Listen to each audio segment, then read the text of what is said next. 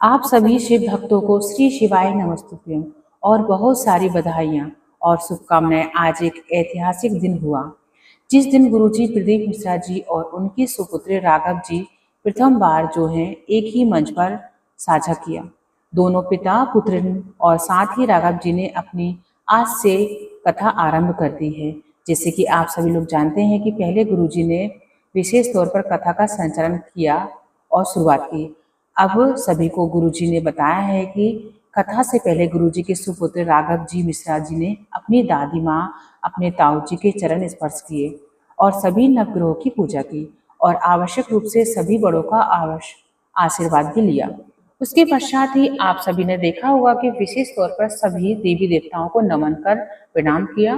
प्रथम बार जो है गुरुजी के सुपुत्र राघव मिश्रा जी पीले रंग के वस्त्र पहने हुए कथा मंच पर पधारे। साथ में कथा में अधिक से अधिक श्रवण करने के लिए और अनुभूति प्रदान हो इसके लिए गुरुजी भी साथ में आए। कथा मंच का स्पर्श करते हैं और साथ ही व्यास गद्दी इत्यादि का पूजन अर्चन भी राघव जी मिश्रा जी करते हैं। राघव मिश्रा जी ने भी उसके बाद गुरुजी के कहे हुए सुंदर शब्दों में इतनी बात जो है वे आनंद का क्षण आया। गुरुजी ने प्रथम बार कथा के स्वरूप में जैसे ही वे कहते हैं उस तरह से ही श्री शिवाय नमस्तुभ्यं का उच्चारण किया और सुंदर स्वरूप में उन्होंने जो है जैसा वह कार्य करते हैं मन ही मन प्रभु का चिंतन, आंखें बंद करना, वही कार्य उन्होंने किया। व्यास गद्दी का पूजन किया। व्यास गद्दी में उनके पुत्र विराजमान हो गए और उनके बगल में ही पूज्य गुरुजी बैठे हुए थे। आज का जो दिन था अपने आप में विशेष था। सबसे पहले गुरुजी कहते हैं कि यह जो राघव मिश्रा जी हैं मेरे सुपुत्र हैं, अगर वह कुछ गलत बोल दें या जो वो प्रथम बार कोई कार्य करें, कोई भूल चूक हो जाए तो आप सभी माता पिता के स्वरूप में इनकी कथा का श्रवण करें।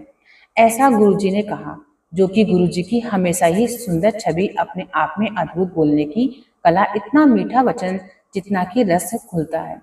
उनकी वचनों में ऐसे हमें जो इतने प्रेम पूर्वक कोई भी बात कहते हैं गुरुजी। सबसे पहले हम गुरुजी ने यही कहा कि मेरे इसी गद्दी पर बैठकर कुबेश्वर धाम को टीवी पर जब जो पहली कथा थी वो प्रसारित हुई थी और डिजिटल बाद में प्रसारित होने लगी, परंतु मेरे कुबेर भंडारी को मैंने इससे पहले जाने कितनी कथाएं सुनाई हैं। वही कथा जो है मैंने शुरू की थी। ठीक आज मेरा सुपुत्र प्रथम बार इस कथा को शुरू करने जा रहा है। आप माता पिता स्वरूप में इस कथा का श्रवण करें, ऐसा गुरुजी ने कहा। 5 दिवसीय शिव महापुराण कथा होगी और जो कि कुबेश्वर धाम में हो रही है। बड़े ही सौभाग्य की बात है कि जो भी कुबेश्वर धाम जा रहे हैं उनको पूज्य गुरुजी के सुपुत्र राघव जी के मुखार बिंदु से बैसाख महीने की कथा श्रवण करने का सौभाग्य प्राप्त होगा। ये कथा हम सभी को सुनने का बड़ा ही मन है। यदि आप भी चाह रहे हैं कुबेश्वर धाम और उनके पुत्र राघव जी के मुखार बिंदु से आपको कथा का रसद प्राप्त करना है तो आप भी वहां जाकर कथा का रसद प्राप्त कर सकते हैं।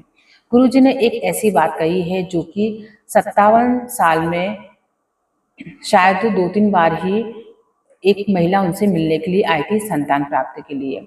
वो रजस्वला धर्म भी उनका बंद हो गया था और गुरुजी ने कहा कि इस कुंवर भंडारी की इतनी कृपा है कि इस कंकर शंकर की धरा में इतनी कृपा है कि आवश्यक रूप से उन्हें पुत्र की प्राप्ति हुई।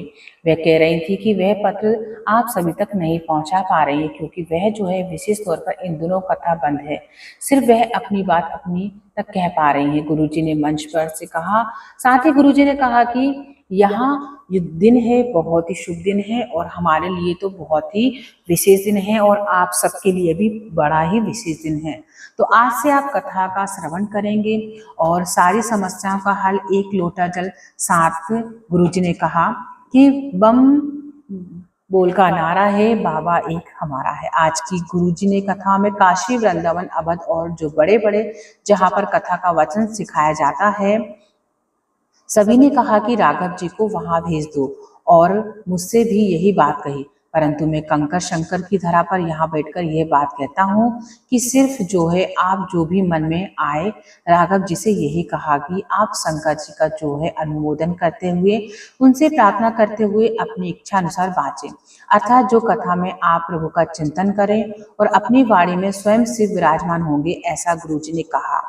कहीं जो है प्रथम बार ये कहने के लिए जा रहे हैं कथा और इनमें से जो विशेष तौर पर कहीं परीक्षण नहीं लिया है, उनके कहने का अर्थ है कि हम सभी इस कथा का रसवादन करेंगे, वह सुखद अवसर है।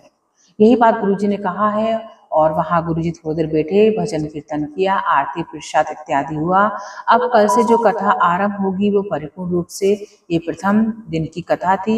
उसमें गुरुजी ने अपने बेटे के बारे में, उनके बारे में कुछ जानकारी दी, जो कि हमें बहुत ही रोचक जानकारी लगी और हमें बड़ी ही खुशी है कि अब वो गुरुजी के बेटे के मुखारबिंद से हमें शिव महापुराण कथा का रसद प्राप्त होगा।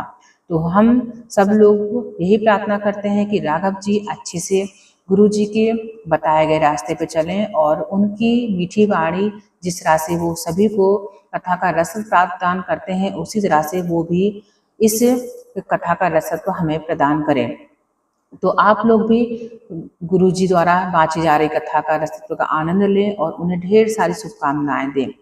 पूज्य गुरुजी बहुत ही अच्छे हैं, अब वो स्वस्थ हो गए हैं और 6 मई से उनकी शिव महापुराण कथा महाराष्ट्र में होने वाली है। तो हमें भी उनके और उनके बेटे दोनों की कथा का रसद प्राप्त होने वाला है। दोस्तों, आज की वीडियो में हमने आपको पूज्य गुरुजी द्वारा बहुत ही बड़ी अच्छी खबर बताई है, जो कि बहुत ही अच्छी खबर है हम लोगों के लिए। तो आप लोग भी इस कथा का रसद का आनंद लें और वीडियो अच्छी लगी हो दोस्तों तो वीडियो को लाइक कर दीजिएगा, शेयर कर दीजिएगा और चैनल को पहली बार देखें तो चैनल को सब्सक्राइब कर दीजिएगा। धन्यवाद दोस्तों।